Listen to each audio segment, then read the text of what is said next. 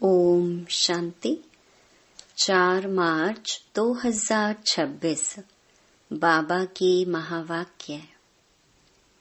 मीठे बच्चे, तुम्हारा धंधा है मनुष्यों को सुजाग करना, रास्ता बताना।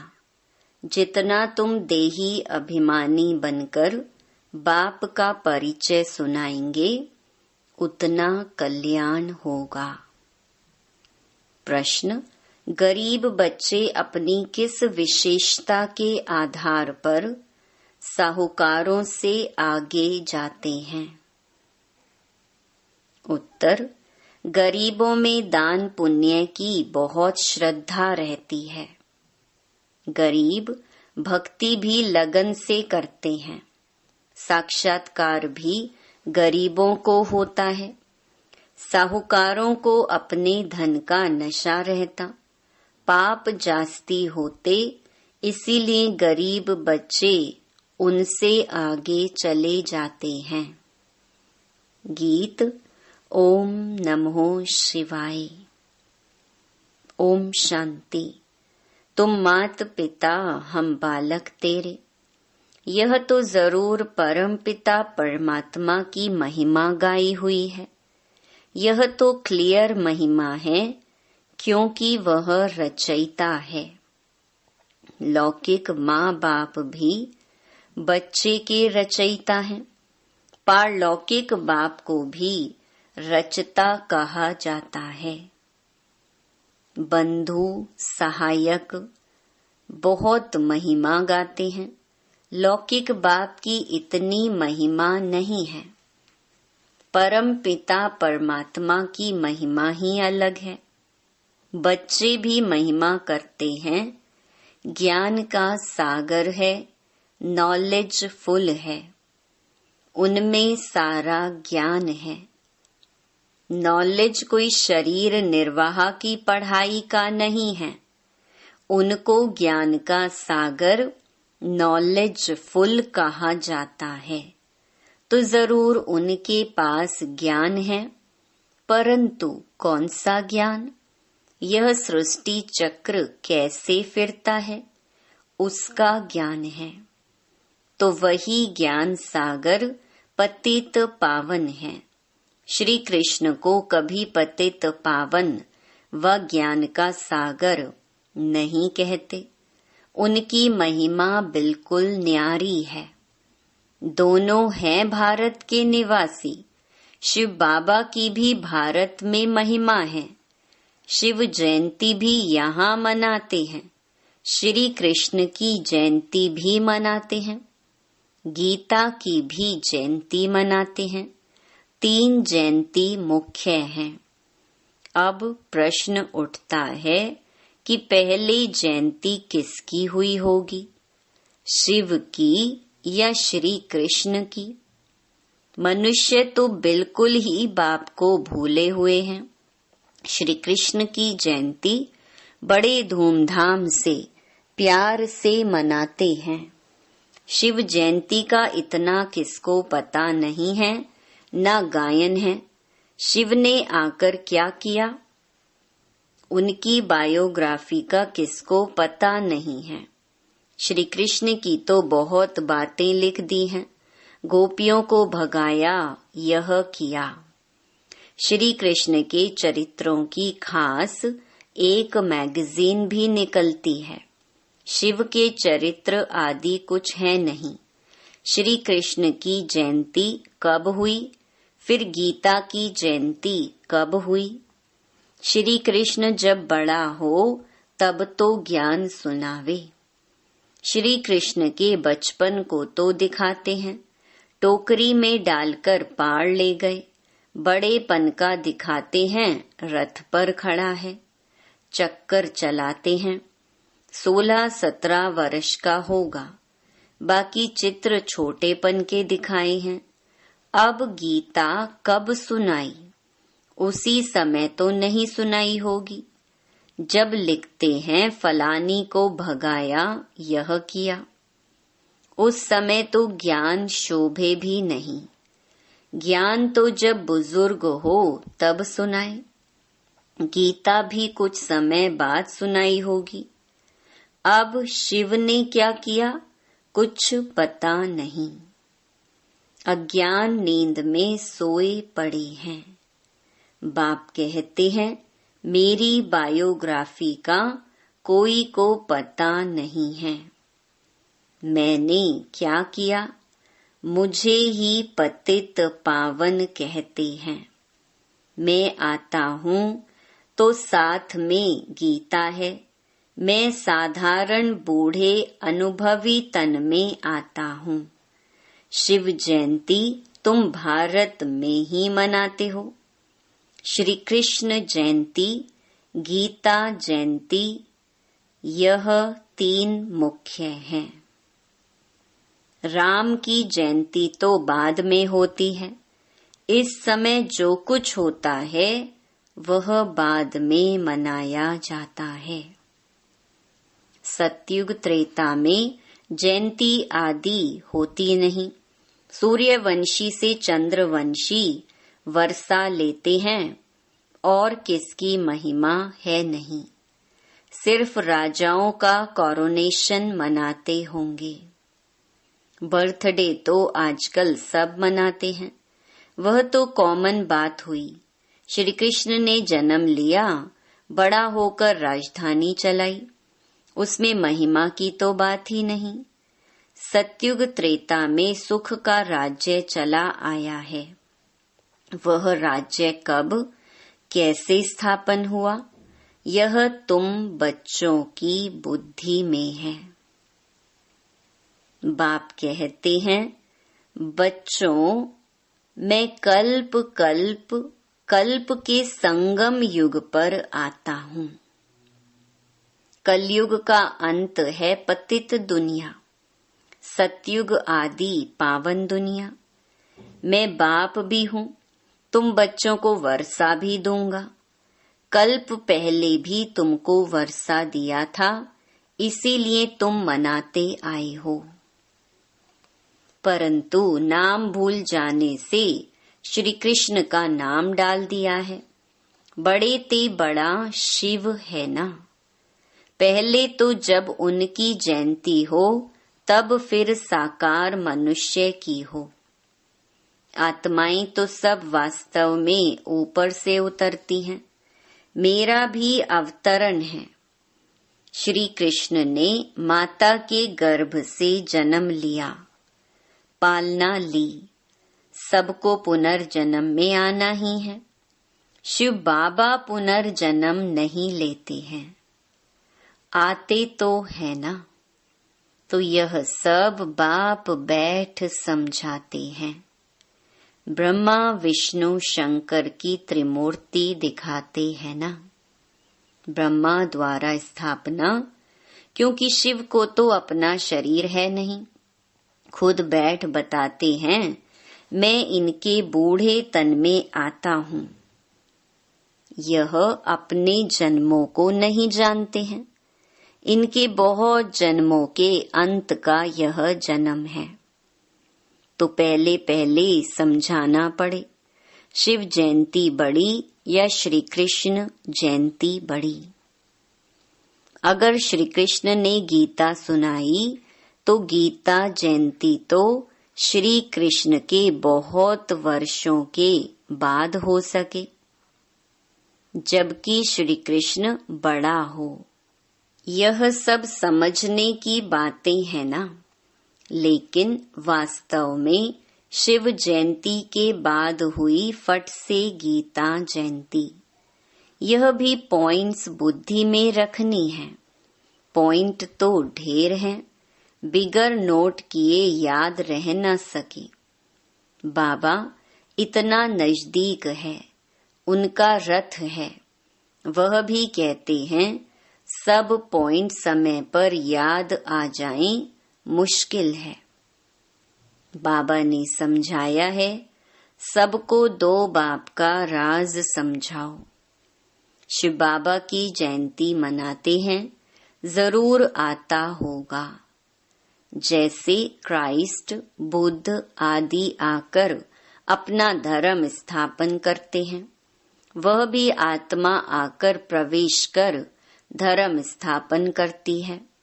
वह है हेवनली गॉड फादर, सृष्टि के रचयिता। तो जरूर नई सृष्टि रचेंगे, पुरानी थोड़ी रचेंगे। नई सृष्टि को स्वर्ग कहा जाता है, अभी है नर्क।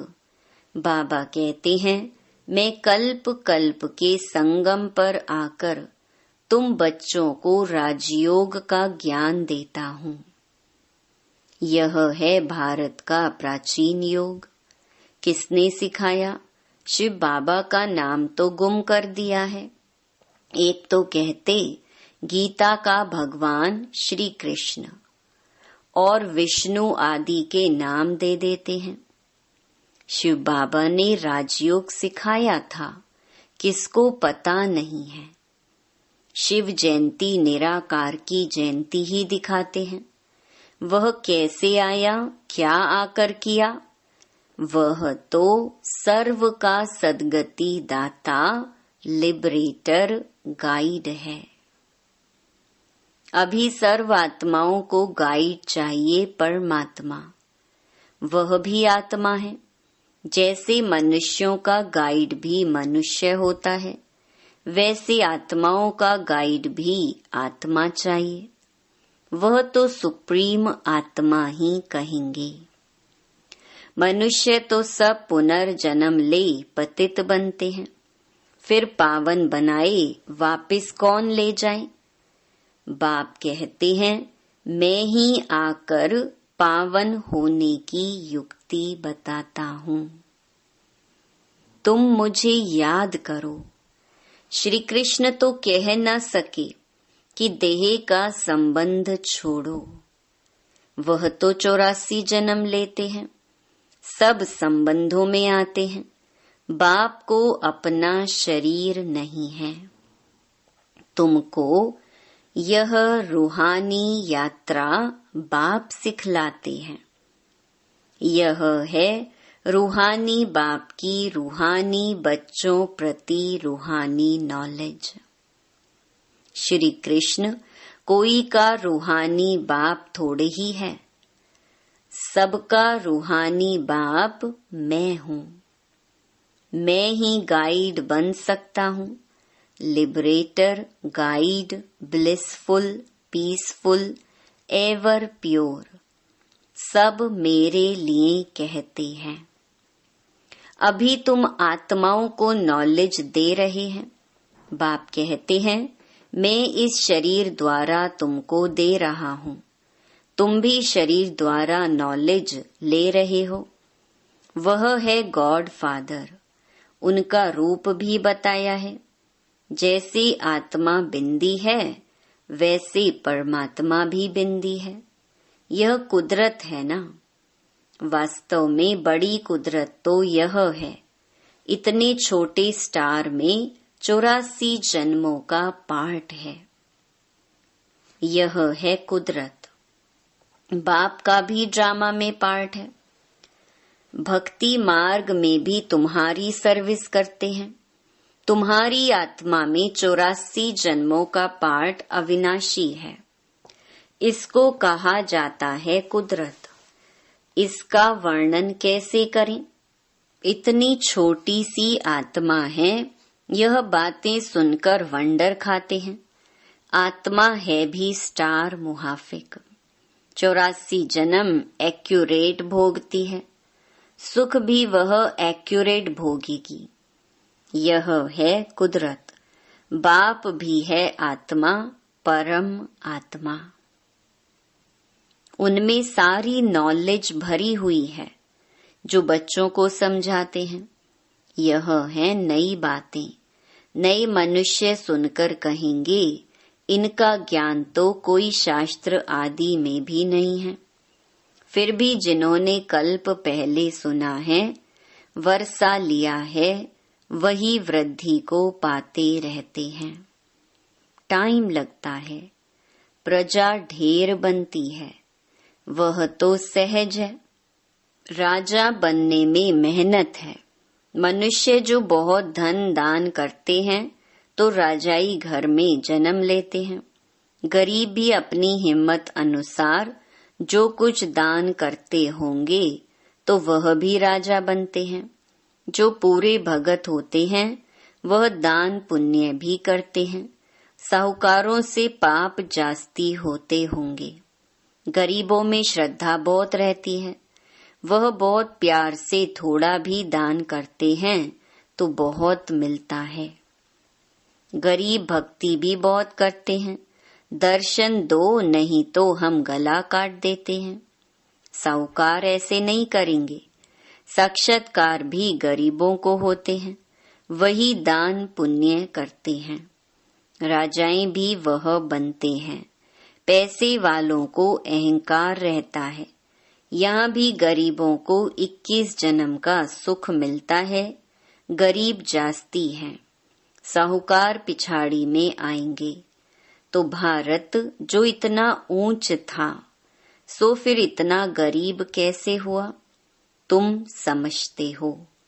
अर्थक्वेक आदि में सब महल आदि चले जाएंगे तो गरीब हो जाएगा। रावण राज्य होने से हाहाकार हो जाता है तो फिर ऐसी चीजें रह न सकी। हर चीज की आयु तो होती है ना। वहाँ जैसे मनुष्यों की आयु बड़ी होती है वैसे मकान की भी आयु बड़ी होती है। सोने के मार्बल के बड़े बड़े मकान बनते जाएंगे। सोने के तो और ही मजबूत होंगे। नाटक में भी दिखाते हैं ना, लड़ाई होती है, मकान टूट फूट जाते हैं फिर बन जाते हैं। उन्हों की बनावट ऐसी होती है। यह जो स्वर्ग के महल आदि बनाएंगे ऐसे तो नहीं दिखाएंगे मिस्त्री लोग कैसे मकान बनाते हैं। हाँ, समझते हैं वही मकान होंगे। आगे चल तुमको साक्षात्कार होगा, ऐसा विवेक कहता है। इन बातों से बच्चों का ताल्लुक नहीं है। बच्चों को तो पढ़ाई पढ़नी है। स्वर्ग का मालिक बनना है। स्वर्ग और नर्क अनेक बार पास हुआ है, अभी दोनों पास हुए हैं, अभी है संगम। सतयुग में यह नॉलेज नहीं होगी। इस समय तुम बच्चों को पूरी नॉलेज है। लक्ष्मी नारायण को यह राज्य किसने दिया था, अभी तुम बच्चों को मालूम है। इन्होंने यह वर्षा किससे पाया। यहाँ पढ़ाई पढ़कर स्वर्ग के मालिक बनते हैं, फिर वहाँ जाकर महल आदि बनाते हैं। सर्जन भी बड़े बड़े हॉस्पिटल बनाते हैं ना। बाप, तुम बच्चों को दिन प्रतिदिन अच्छी अच्छी पॉइंट सुना रही हैं। तुम्हारा धंधा ही है मनुष्यों को सुजाग करना, रास्ता बताना। जैसे बाप कितना प्यार से बैठ समझाते हैं। देह अभिमान की दरकार नहीं। बाप को कभी देह अभिमान नहीं हो सकता। तुमको मेहनत सारी देही अभिमानी होने में लगती है। जो देही अभिमानी बन बाप का बैठ परिचय देते हैं, गोया बहुतों का कल्याण करते हैं। पहले देह अभिमान आने से फिर और विकार आते हैं। लड़ना झगड़ना, नवाबी से चलना, देह अभिमान है। भल अपना राजयोग है तो भी बहुत साधारण रहना है। थोड़ी चीज में अहंकार आ जाता है। घड़ी फैशनेबल देखी तो दिल होगी यह पहने, ख्याल चलता रहेगा। इसको भी देह अभिमान कहा जाता है। अच्छी ऊंची चीज होगी तो संभालना पड़ेगा, गुम होगी तो ख्याल होगा। अंत समय कुछ भी याद आया तो पद भ्रष्ट हो जाएगा। यह देह अभिमान की आदतें हैं। फिर सर्विस बदले डिसर्विस भी जरूर करेंगे। रावण ने तुमको देह अभिमानी बनाया है। देखते हो बाबा कितना साधारण चलते हैं। हर एक की सर्विस देखी जाती है। महारथी बच्चों को अपना शो करना है। महारथियों को ही लिखा जाता है, तुम फलानी जगह जाकर भाषण करो। एक दो को बुलाते हैं, लेकिन बच्चों में देह अभिमान बहुत रहता है। भाषण में भल अच्छे हैं, परंतु आपस में रूहानी स्नेह नहीं है। देह अभिमान लून पानी बना देता है। कोई बात में झट बिगड़ पड़ना यह भी नहीं होना चाहिए। इसीलिए बाबा कहते हैं, कोई को भी पूछना है तो बाबा से आकर पूछे। कोई कहे, बाबा आपको कितने बच्चे हैं? कहूंगा बच्चे तो अनगिनत हैं, परंतु कोई कपूत कोई सपूत अच्छे अच्छे हैं। ऐसे बाप का तो फरमान बरदार वफादार बनना चाहिए ना। अच्छा, मीठे मीठे सिकी लधे बच्चों प्रति मात पिता बाप दादा का याद प्यार और गुड मॉर्निंग। रूहानी बाप की रूहानी बच्चों को नमस्ते। धारणा के लिए मुख्य सार। पहला, देह अभिमान में आकर किसी भी प्रकार का फैशन नहीं करना है। जास्ती शौक नहीं रखने हैं। बहुत बहुत साधारण होकर चलना है। दूसरा, आपस में बहुत बहुत रूहानी स्नेह से चलना है। कभी भी लोन पानी नहीं होना है। बाबा का सपूत बच्चा बनना है। अहंकार में कभी नहीं आना है। वरदान, अपने भाग्य और भाग्य विधाता के गुण गाने वाले सदा प्रसन्न चित्त भव। सभी ब्राह्मण बच्चों को जन्म से ही ताज तख्त तिलक जन्म सिद्ध अधिकार के रूप में प्राप्त होता है। तो इस भाग्य की चमकते हुए सितारे को देखते हुए अपने भाग्य और भाग्य विधाता के गुण गाते रहो तो गुण संपन्न बन जाएंगे। अपनी कमजोरियों के गुण नहीं गाओ, भाग्य के गुण गाते रहो, प्रश्नों से पार रहो, तब सदा प्रसन्न चित्त रहने का वरदान प्राप्त होगा।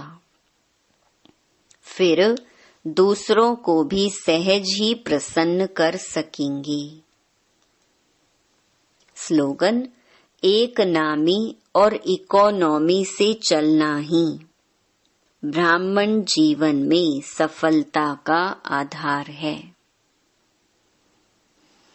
ये अव्यक्त इशारे निश्चय के फाउंडेशन को मजबूत कर सदा निर्भय और निश्चिंत रहो।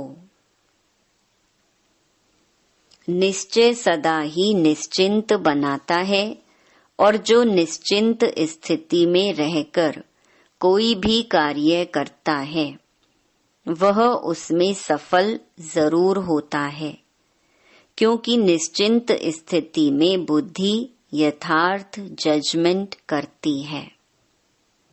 यथार्थ निर्णय का आधार है निश्चय बुद्धि, निश्चिंत स्थिति। उसमें सोचने की भी आवश्यकता नहीं है। अच्छा, ओम शांति।